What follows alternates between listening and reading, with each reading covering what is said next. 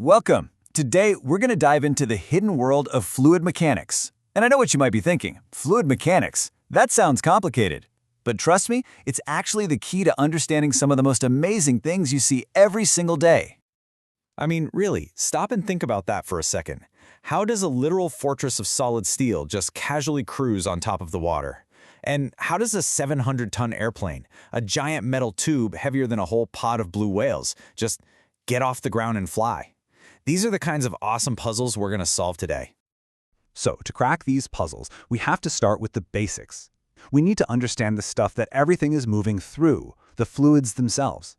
This is our first clue. So, what even is a fluid? It's super simple. If it can flow, it's a fluid. That's it. And here's the crucial part. This doesn't just mean liquids like water. The air all around us, that's a fluid too. Now, liquids are pretty much incompressible. You can't really squash them. Gases, on the other hand, are totally compressible. And this little difference between squishy gases and non-squishy liquids is going to be absolutely essential for understanding everything we talk about next. Okay, first up, let's look at fluids that are just sitting still, just hanging out. There's a fancy term for this, fluid statics, but all you need to remember is that it all comes down to one single fundamental concept: pressure.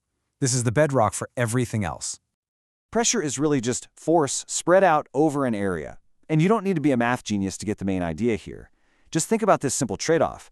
If you take the same amount of force and spread it over a bigger area, the pressure goes down. Let's see how that plays out in the real world.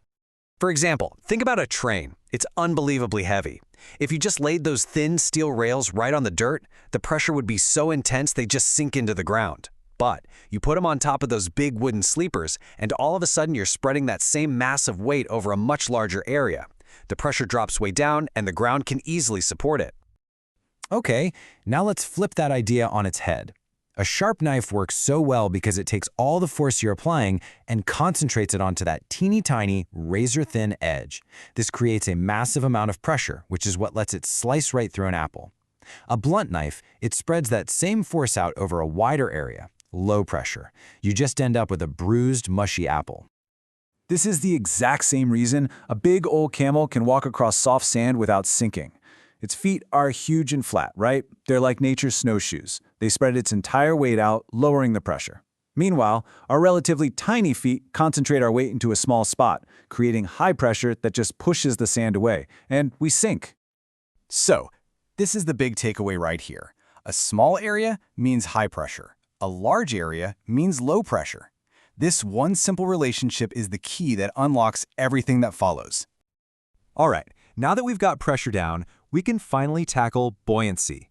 We can finally answer that first big question: why on earth do things float? Okay, so whenever you put an object into a fluid, the fluid pushes back. It exerts this invisible upward force that works directly against gravity, and we call that upward push the buoyant force. This discovery goes way back to the ancient Greek genius Archimedes, and his principle is just beautiful in its simplicity. It says that the upward push an object feels is exactly equal to the weight of the fluid it shoves out of the way. So the more water you can displace, the stronger that upward push is going to be. This sets up a constant tug of war. If an object's weight pulling it down is stronger than that buoyant force pushing up, well, it sinks. Simple as that. If the buoyant force is stronger than the object's weight, it floats. And if they're perfectly balanced, the object just kind of hovers there in the middle, totally submerged. And here it is, the answer to our ship puzzle. A solid block of steel sinks like a rock. But if you take that same steel and shape it into a giant hollow hull, it pushes a massive volume of water out of its way. The weight of all that displaced water creates an enormous buoyant force pushing up, a force strong enough to hold the entire weight of the ship. You see, it's all about the shape, not just the material. Okay, so that's what fluids do when they're just sitting around. But things get really interesting. I mean, the real magic happens when fluids start to move. This is the world of fluid dynamics, and a whole new set of mind-bending rules comes into play that governs everything from the curve of a baseball to the flight of a jet. The first rule of moving fluids is actually pretty intuitive.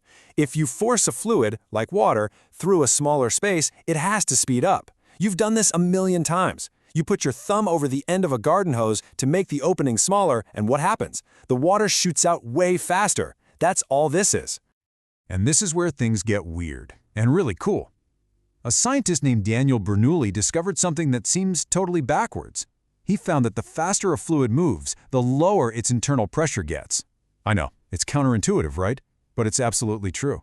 Think of it like the fluid is spending its pressure energy to gain more speed. All right, now for the big payoff. Let's use this incredible principle to finally unravel the mystery of how airplanes actually fly. If you were to slice an airplane wing in half and look at the cross-section, you'd see it's not symmetrical at all. It has a longer, curved path on top and a shorter, flatter path on the bottom. This special shape is the entire secret. And this is where Bernoulli's principle works its magic. The air going over that longer, curved top has to travel faster to keep up. The air on the bottom takes the shorter, flatter path, so it moves slower. So what do we have? Faster air on top means lower pressure. Slower air on the bottom means higher pressure. That pressure difference creates a net upward force, and we call that force lift. That's it. That's what holds a 700-ton plane in the sky. This same exact principle explains how a pitcher throws a wicked curveball. As the ball spins, it drags a thin layer of air with it. On one side, this makes the airflow faster, creating low pressure. On the other side, it slows the airflow down, creating high pressure. And that pressure difference pushes the ball sideways, making it curve right past the batter. It's called the Magnus effect, and it's pure Bernoulli. So you see, from the massive weather patterns in our atmosphere, to the blood flowing in our veins, to the planes soaring high above, these amazing, invisible fluid principles are constantly at work, shaping our world. It kind of makes you look around and wonder, doesn't it? What other incredible forces are out there, hiding in plain sight?